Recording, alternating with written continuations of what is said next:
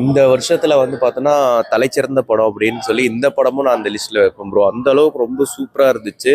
அந்த மேக்கிங் வந்து இன்னும் இப்போ படம் முடிச்சு நான் வெளியே வந்துட்டேன், இன்னமும் என் கண்ணுக்குள்ளே நிற்குது அப்படின்றது தான் பெரிய ஒரு ஹைலைட்டான விஷயம். உண்மையாக மாரி செல்வராஜுக்குலாம் ஒரு ஹேட்ஸ் ஆஃப் இல்லை, பல ஹேட்ஸ் ஆஃப் பண்ணலாம். அந்த அளவுக்கு வந்து பார்த்தோன்னா பெஸ்ட் டேரக்டர் நிரூபிச்சிருக்கிறாரு. ஏன்னா பாரஞ்சித்தும் நம்ம மாரி செல்வராஜ் ரெண்டு ஜாதி பிடிச்சி தொங்கிட்டு இருக்கிறாங்க இது வரையும். பட் அதை தாண்டி யோசிக்கலாம், அதை தாண்டி வச்சா நல்லா இருக்கும். நான் ஜாதி ஜாதினே அது ஃபுல்லாகவே வந்துட்டு இருக்கு, படம் ஃபுல்லாகவே வந்துட்டு இருக்கு. இந்த ஜாதியை விட்டு அவர் கொஞ்சம் கொஞ்சம் வெளியே வந்தால் நல்லா இருக்கும்னு நான் நினைக்கிறேன். அங்கங்கே நாய் வரும். இன்னும் பண்ணி தான் காட்டல இந்த படத்தில். பண்ணி அடுத்த படத்தில் காட்டுவார் நினைக்கிறேன். இவன் எந்த ஆளுக்கு அப்படின்னு கேட்டபோது அதுக்கு ஒரு டைலாக் ஒன்று சொல்லுவார் பாருங்க, சரியான டைலாக். நல்லா சாடி ஊக்கி செருப்புல அடிச்ச மாதிரி ஒரு டைலாக் சொல்லியிருப்பாங்க. பைசன் ஒரு நல்ல படம் தான், ஆனால் நிறைய இடத்துல லேக் அடிக்கும். அது அந்த கதையை சொல்கிறதுக்கு அந்த லேக் பொருத்தமானது தான். பட் ஆனால் இன்னும் கொஞ்சம் கிரிப்ஸாக கட் பண்ணியிருக்கலாம். ஆனால் ஒவ்வொரு ஃப்ரேமும் வந்து சூப்பராகவே பண்ணியிருக்காங்க. யார் சினிமாட்டோகிராஃபின்னு தெரில, அவர் ரொம்ப சூப்பராக பண்ணியிருக்காரு. அதுக்கப்புறம் நம்ம துரு விக்ரம், அவர் தான் இந்த படத்தோட ஸ்டோல்மேட்டு. ஃபுல்லாகவே வந்து அவர் வேறு லெவலில் பண்ணி போயிட்டாரு. அப்புறம் நம்ம பசுபதி, அப்புறம் அந்த அக்கா கேரக்டர் பண்ண பொண்ணு பேர் தெரியல எனக்கு. மற்றபடி எல்லாருமே ரொம்ப சூப்பராக நினச்சிக்கிறேன். நம்ம லால் தான், லால் ஒரு இடத்துல வருவார். நம்ம வடசென்னை தினேஷ் அவர் பேர் என்னன்னு தெரியல, அந்த வடசென்னையில் நடித்தவர் அந்த ராயனா ஒரு பேர் தெரியல, அமீர் செம்மையாக பண்ணியிருக்காரு. ரொம்ப சூப்பராக இருக்குது படம் பார்க்குறப்ப, இன்ட்ரெஸ்டிங்காகவும் இருக்குது.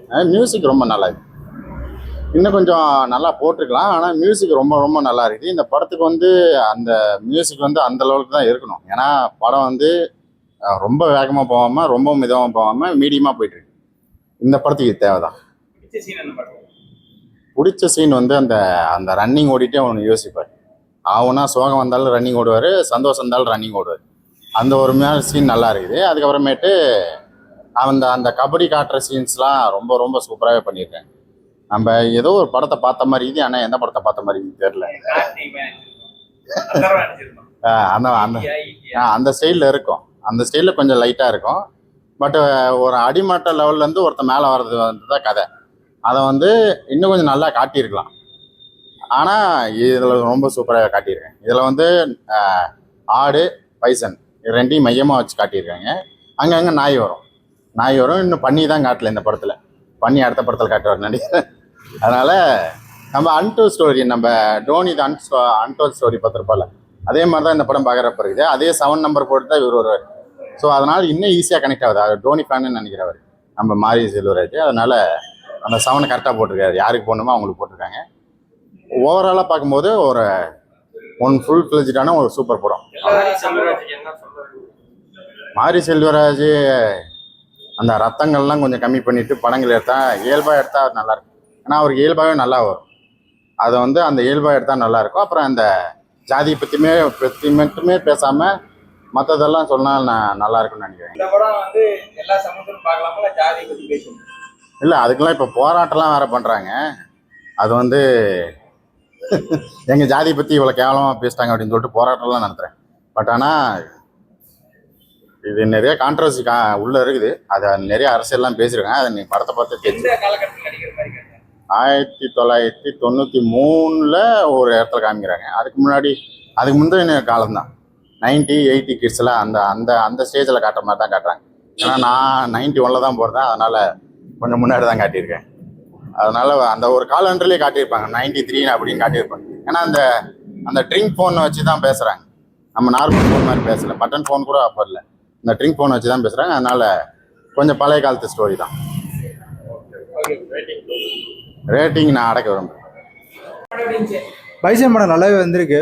மாரி செல்வராஜ் அவரோட ரோலை கரெக்டாக பண்ணியிருக்காரு. அதான் துரு விக்ரமுக்கு வந்து சின்ன வயசுலேருந்து, அதாவது அவங்க தாத்தா அப்பா அந்த பிளட்டுன்னு சொல்லுவாங்க இல்லையா, அதுலேருந்தே அவருக்கு அந்த கபடி பிடிக்கும். ஏன்னா அந்த ஊருக்காரங்க அந்த இதில் பிடிக்கும். ஸோ சின்ன வயசுலேருந்தே அந்த கபடி தான், ஓடுறது, கபடி விளையாடுறது, சாப்பிட்றது, அப்படியே போயிட்டுருக்கும். அந்த பிடி மாஸ்டர் தான் மெயின். அவர் இல்லைன்னா துரு விக்ரம் வந்து அவ்வளோ பெருசாக வந்திருக்க முடியாது. அனுபவமா அந்த கேரக்டர் எல்லாமே இருந்திருக்கலாம். சும்மா ஒரு மிஞ்சி போனால் 2.5 மணி நேரத்தில் ஒரு ஹாஃப் அன் ஹவர் தான் அவங்க போர்ஷன் இருந்திருக்கும். ஆமாம், அது லாஸ்ட்டாக வழி அனுப்பும்போது தருவாங்க அது. ஆமாம், இப்போ இவ்வளோ நடிச்சது படத்துக்கு அப்புறம் இந்த படம் நல்லா கம்பேக் தான். காமெடி ஃபன் மாரி செல்வராஜ் படத்தில் காமெடி ஃபன் எக்ஸ்பெக்ட் பண்ண முடியாது, இந்த படத்தில் இல்லை. ஃபேமிலி ஆடியன்ஸ் பார்க்கலாம், எல்லாருமே பார்க்கலாம், எல்லாருமே பார்க்கலாம். ரத்தம் தெரிக்கும் காட்சிகள் வந்து எல்லாமே அந்த அமீருக்கும் அந்த லாலுக்கும் தான் வந்துட்டு ரிவெஞ்ச் எடுக்கும். அந்த கிராமத்துக்குள்ள நான் பெரியவனா நீ பெரியவனா அப்படின்னு, அதுல அந்த ஊர்க்காரங்க என்ன கஷ்டப்படுறாங்க அதுதான். அது அவங்க குலவே இல்லை, அதனால அந்த பைசன் இருக்கும். பேக்ரவுண்ட் மியூசிக் ஓகே தான், யாருக்குமே தெரியல.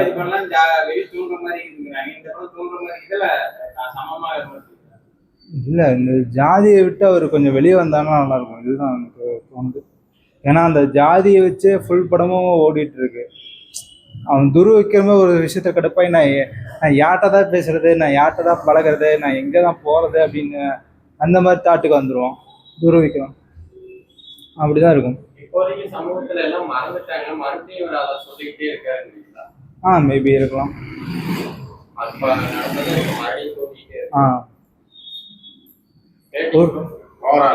ஓவரால் ரேட்டிங்ஸ் வந்து அடக்க விரும்பல. இல்ல அது எப்படி அவங்க கண்ணோட்டத்துல தான் இருக்குது. ஆனா இந்த படத்துல வந்து பார்த்தா அமீர் வந்து காருக்குள்ள ஒரு டைலாக் ஒன்று பேசுவாரு. அந்த டைலாக் தான் இந்த மொத்த ஒரு படமே வந்து பார்த்தோன்னா ரன் ஆகுறது. அதுல வந்து ஒரு பேசுவாரு இவரா இருக்கட்டும். இன்னொரு வந்து இந்த பிடி வாதியார் கேரக்டர் ஒரு சொல்லுவாங்க, இவன் எந்த ஆளுக்கு அப்படின்னு கேட்டபோது அதுக்கு ஒரு டைலாக் ஒன்று சொல்லுவார் பாருங்க, சரியான டைலாக், நல்லா சாடி ஊக்கி செருப்புல அடிச்ச மாதிரி ஒரு டைலாக் சொல்லியிருப்பாங்க. அதாவது அவங்க கண்ணோட்டத்துல தான் இருக்குது. இந்த படத்தோட மெயின் கோரே வந்து பார்த்தோம்னா அதனால இப்போ வந்து ஜாதினாலையும் வந்து பார்த்தோன்னா சொல்றாங்களே தவிர, அதுல இருந்து ஒருத்த வந்து அடிபட்டு இவ்வளோ வன்முறை நிறைந்த ஒரு இடத்துல வந்து பார்த்தோம்னா தப்பிச்சு எப்படி வந்து பார்த்தோம்னா ஒரு பெரிய லெவலுக்கு அடையிறா அப்படின்றது தான் வந்து பார்த்தோன்னா இந்த படத்துல சொல்லியிருக்கிறாங்க. இது வந்து எனக்கு தெரிஞ்சு கபடி வீரர் பேரு கூட எனக்கு டக்கு ஞாபகம் வரல. பிரபஞ்சன் இல்லை, அவரு நடிச்சிருக்கிறார், அவர் சொல்ல. இது ஒரு குறிப்பிட்ட ஒரு கபடி வீரரோட கதை அப்படின்றாங்க. அவர் பேரு சரியா எனக்கு தெரில. பட் அவருடைய லைஃப் ஸ்டோரி தான் இந்த படம். சூப்பராக வந்து பாரி செல்வராஜ் அதுக்கு தகுந்த மாதிரி மேக்கிங் பண்ணியிருக்கிறாரு. எனக்கு ஈவன் பரியனும் பெருமாள், கர்ணன், வாழை, மாமன்னன் இந்த ஒரு 4 படத்தோட இந்த படமும் அந்த லிஸ்ட்ல வந்து தகும் அப்படின்றதுல பெருமைப்படுறேன். துருவிக்ரம் ஆக்டிங்லாம் சான்ஸே இல்லை, நேச்சுரல் பர்ஃபார்மர் அப்படின்னு சொல்லலாம். அவரோட பாடி லாங்குவேஜாக இருக்கட்டும். ஒரு சீன் ஒன்று வரும், வந்து ஒரு ஹோட்டலில் ஒரு கொலை நடக்கும். அந்த கொலை நடக்கும் போது வந்து பார்த்தோன்னா அந்த சீனை பார்த்தா அந்த அவருக்கு ஒரு பயம் ஒன்று வரும். அந்த சீனில் வந்து பார்த்தோன்னா மனுஷன் பர்ஃபார்மன்ஸ் லெவலில் பின்னிருப்பார், அதுவாக இருக்கட்டும். இன்னொன்று கபடி சீன் வந்து பார்த்தோன்னா அவர் போட்ட எஃபெக்ட், ஃபிசிக் எல்லாமே அது சூப்பராக இருக்கும்.